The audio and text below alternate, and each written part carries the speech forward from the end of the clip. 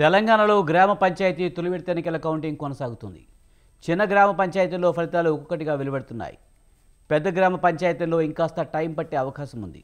గెలుపు ఓటముల మధ్య ఓట్ల శాతం తక్కువగా ఉండే అవకాశం ఉన్న నేపథ్యంలో అభ్యర్థుల్లో టెన్షన్ మొదలైంది.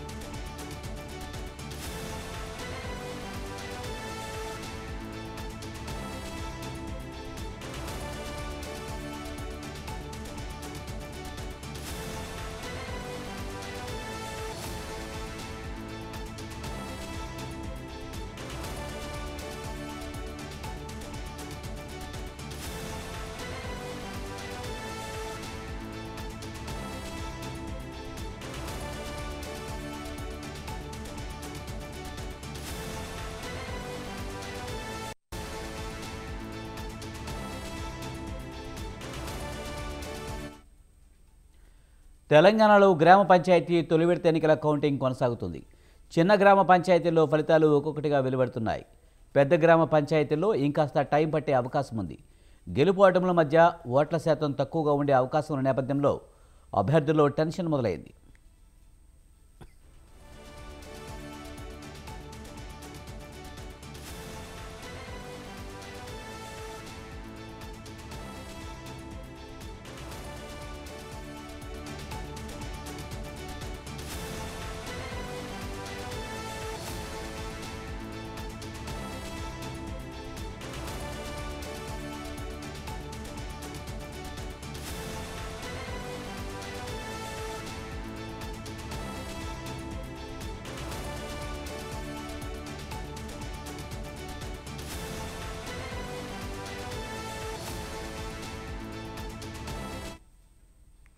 తెలంగాణలో గ్రామ పంచాయతీ తొలి విడత ఎన్నికల కౌంటింగ్ కొనసాగుతుంది.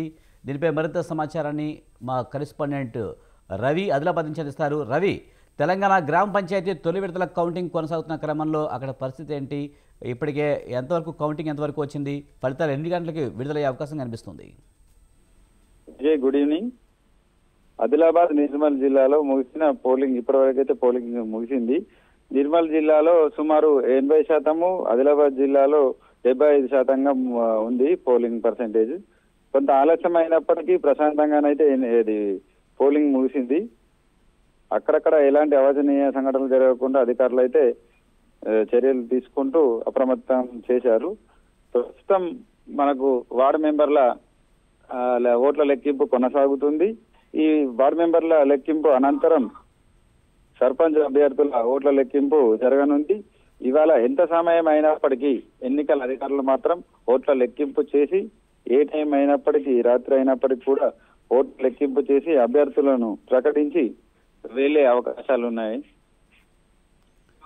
రవి, ముఖ్యంగా సర్పంచ్లు కానీ లేకపోతే వార్డు మెంబర్లు కానీ ఏమంటున్నారు? ప్రధానంగా ఈ ఎన్నికలలో మద్యం డబ్బు ఎక్కువగా పంపిణీ అయిందనే విమర్శలు కూడా ఉన్నాయి కదా. ఈ నేపథ్యంలో అధికారులు పోలీసులు కట్టుదిట్టమైన ఏర్పాటు చేయడం జరిగిందా? కౌంటింగ్ కేంద్రాల వద్ద పరిస్థితి బాగానే ఉందా? ప్రస్తుతం అయితే ఆదిలాబాద్ జిల్లా నిర్మల్ జిల్లాలో కౌంటింగ్ సెంటర్ వాతావరణం అయితే ప్రశాంతంగా ఉంది. ఎప్పటికప్పుడు ఎలక్షన్ అధికారులు అప్రమత్తంగా ఉంటూ ఉన్నతాధికారుల పూర్తి స్థాయి విచారణలో పాల్గొంటూ అది తెలుసుకుంటున్నారు. అలాగే మీరు అన్నట్లు ఎన్నికల సమయంలో డబ్బు మద్యం అయితే పంపిణీ కొంతవరకు జరిగినట్టు ఉంది. అధికారులు మాత్రం దీనిపై ఎలాంటి స్పష్టం చేయలేకపోయారు. Right, thank you Ravi.